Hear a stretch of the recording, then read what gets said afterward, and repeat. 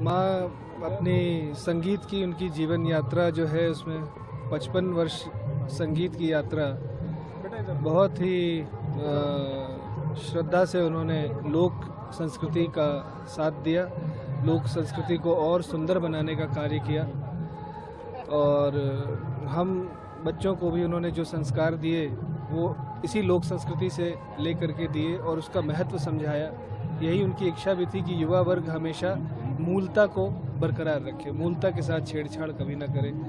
जो भी नए काम करने हैं ज़रूर किए जाएं, लेकिन सुसंस्कृत तरीके से किए जाएं, उसमें कभी भी विकृति ना आए।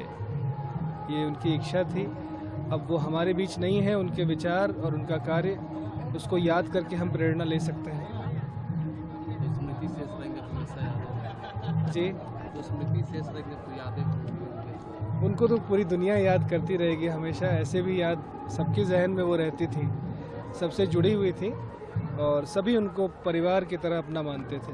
तो ये उनको सौभाग्य प्राप्त था कि सिर्फ फैन बेस ही नहीं था, बल्कि एक अपनत्व वाला फैन बेस था। छठी मैया पटना घाट वाला जो गाया था, वो एक गीत उन्होंने गाया था ना, पटना के घाट पर हमहू अरगिया देबे हे छठी मैया, हम न जाएब दूसर घाट देखब हे छठी मैया।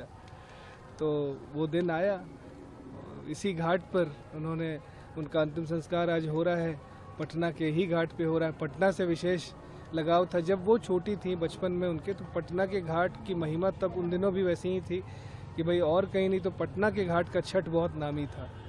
तो उससे प्रेरणा लेकर के ऐसा ही गीत लिखा था उन्होंने, और ये गीत उनका स्वयं का लिखा हुआ भी था।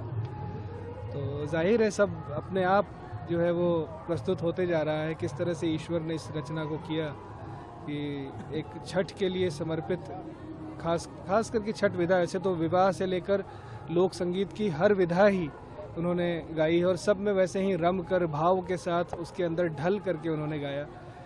और छठ, लेकिन इनको वरदान छठ का मिला और छठ पर्व जो है वो भी और ग्लोबल हो गया। ये बहुत गहरा रिश्ता आपस में दोनों का रहा।